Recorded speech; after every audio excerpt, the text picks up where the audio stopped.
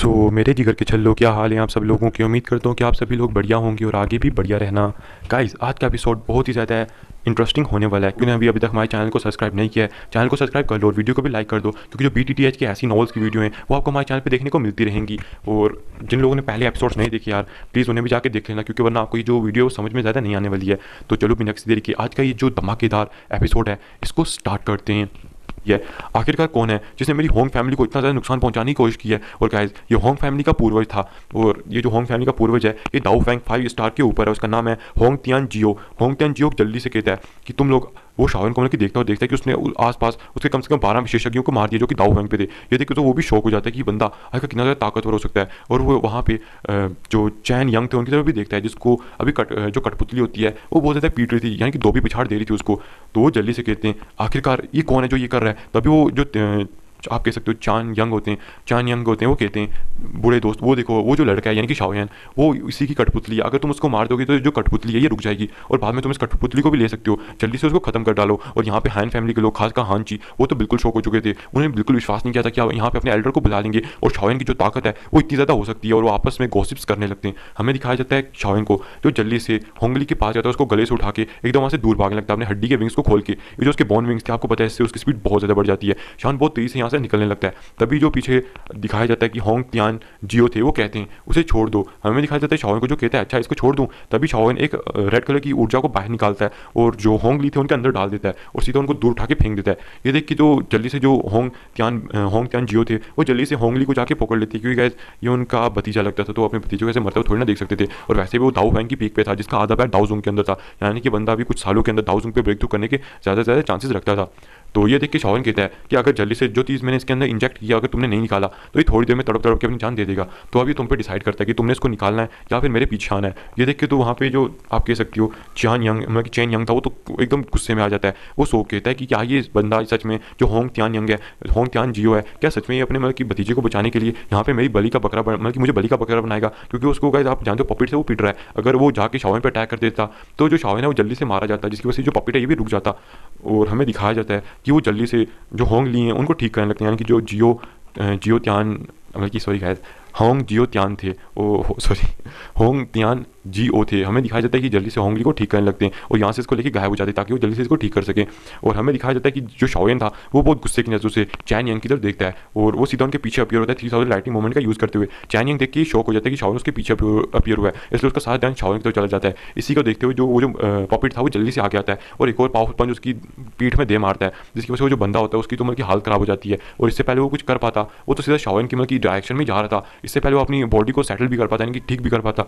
शाओयान भी अपनी एक लात उठा के दे मारता है उस बंदे पे, और ये जो लात थी इतनी ज़्यादा भयानक थी कि वो जो बंदा है वो सीधा ज़मीन में जाके धंस जाता है। और जो पपिट होता है बिना देखे जाके उसको एक और जोरदार उंगली मुक्का दे मारता है और उसकी उंगली को भी तोड़ देता है, जिसके अंदर उसकी स्पेस स्टोरेज रिंग थी। और जल्दी से इसको लेके शाओयान के पास आ जाता है। शाओयान स्पेस स्टोरेज रिंग को अपने पास रखता है और अपनी बोन विंग्स को खोल के, इससे पहले कि वो सोचता है कि जो होंग तियान जियो है वो जल्दी से यहाँ पे आ जाए, इससे पहले मुझे यहाँ से भाग लेना चाहिए। और ये जो बंदा है ये भी अपने आप को बहुत जल्दी रिकवर कर देगा। हमें दिखाया जाता है चैन यंग को जो अपने अंदर से दो खून की बूंदें निकालते हैं। एक खून की बूंद जो होती है वो नॉर्थन डायरेक्शन में भाग जाती है, लेकिन जो दूसरी होती है वो बिजली की रफ्तार से शाओयान के अंदर चली जाती है। शाओयान भी इसको रोक नहीं पाता। आगे जो चैन यंग होते हैं वो कहते हैं कि अब तुम कहीं पर भी चले जाओ, जो तुम्हारी लोकेशन है वो मुझे पता लगती रहेगी, इसलिए अब तुम कहीं पर भी चले जाओ। आज तो तुम्हारा मरना पक्का है। जो विंड लाइटिंग पवेलियन के कुछ बुजुर्ग हैं वो बहुत जल्दी आ जाएंगे, अब तुम कहीं पर भी जाओ शाओयान, तुम्हें मरने से अब कोई भी नहीं बचा सकता है। शाओयान भी देख के शौक हो जाता है कि जो बंदा है सच में इतनी घिनौनी चाल चलने के लिए अभी भी उपयुक्त हो सकता है। लेकिन शाओयान कहता है पहले मुझे यहाँ से निकलना होगा। हमें दिखाया जाता है शाओयान को जो एक अलग डायरेक्शन में भागना स्टार्ट कर देता है, और जो शाओयान होता है कम से कम 40 मिनट तक ऐसे ही उड़ता रहता है अपनी बोन विंग्स का यूज़ करते हुए।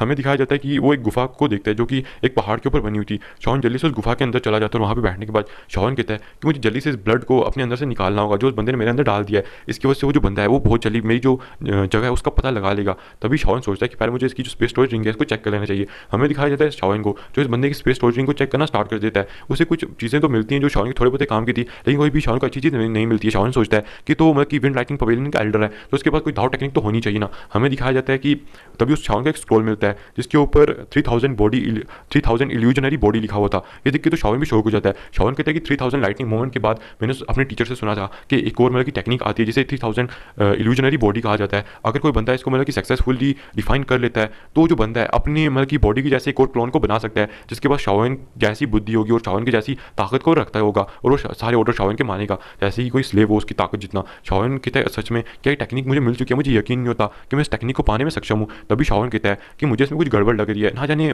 अजीब सी फीलिंग आती है। तभी वो अपने पपेट को बुलाता है और उससे कहता है कि यहाँ से 10 फीट दूर जाओ और स्क्रोल को खोलो। हमें दिखाया जाता है जो शाओन का पपेट था वो 10 फीट दूर जाता है और उसके स्क्रोल को खोलने लगता है। हमें दिखाया जाता है जैसे वो स्क्रोल को खोलता है उसके अंदर से एक बहुत ज़्यादा लाइटनिंग का ब्लो आता है जो कि सीधा उस पपेट को जाके लगता है, जिसकी वजह से जो पपेट होता है वो पीछे जाके गिरता है। शाओन देखिए कहता है अच्छा मैंने अपने पपेट को कहा था इसे खोलने के लिए, क्योंकि मुझे लगा था कि जो टेक्निक है ये इतनी ज़्यादा खतरनाक है कि जो यूनर ने मुझे टेक्निक दी थी ये लगभग उसके स्तर की टेक्निक है, यानी उसके लेवल की टेक्निक है। तो आखिरकार वो जो बंदा है वो उसको ऐसे कैसे रख सकता है। तभी तो मैं सोचूं इसके ऊपर कोई सेफ्टी सील क्यों नहीं दिख रही है मुझे।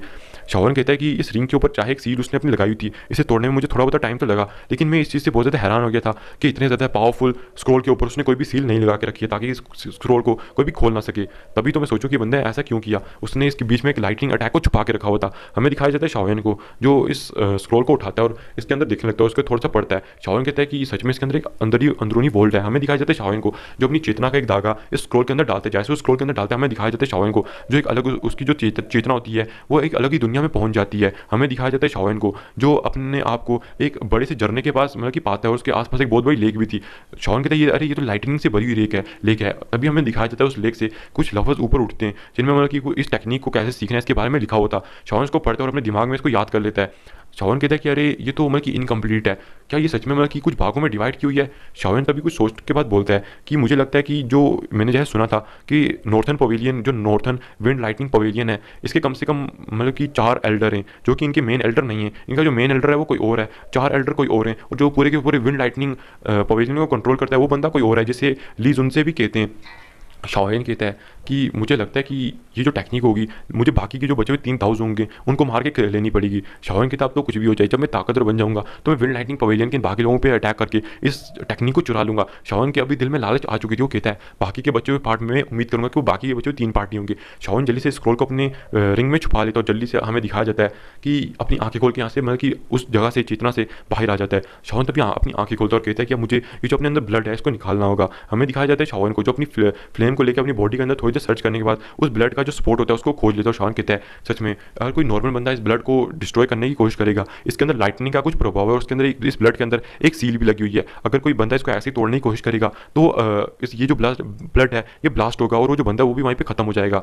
लेकिन अच्छा मेरे पास हेवनली फ्लेम है जिसकी वजह से मैं बड़े आराम से इसको तोड़ सकता हूँ। हमें दिखाया जाता है शाओन को जिसको 2 घंटे लग जाते हैं उस जो ब्लड के ऊपर सील थी उसको तोड़ने में, उस ब्लड को खत्म करने में। चाहे शाओन इस ब्लड को खत्म कर लेता है, शाओन कहता है कि अच्छा हुआ मैंने इसको जल्दी से खत्म कर लिया, अब मुझे यहाँ से जल्दी से भागना होगा। और शाओन कहता है कि मुझे एक पिल को एक 6 स्टार की पिल को खाना होगा जो मेरी पावर को बढ़ा सके, क्या पता वो मुझे दाऊ फेंग के 8 या 9 स्टार तक लेके जा सके। और गैस अभी वो यान पिल की बात कर रहा था और इसे कुछ और इसका एक और नाम भी है वो मेरे को सही से याद नहीं है, तो आई होप कि आप इसको इग्नोर कर दोगे। हमें दिखाया जाता है जो शाओन होता है वो जल्दी से उस आप कह सकते हो गुफा से बाहर जाने की कोशिश करने लगता है, लेकिन तभी उसे किसी बंदे की पावरफुल ऑरे का एहसास होता है और वो समझ जाता है कि ये जो चैन यंग और साथ में वो जो बंदा होंग तियान जियो है वो यहाँ पे आ चुके हैं और उनके साथ कुछ और विशेषज्ञ में 10।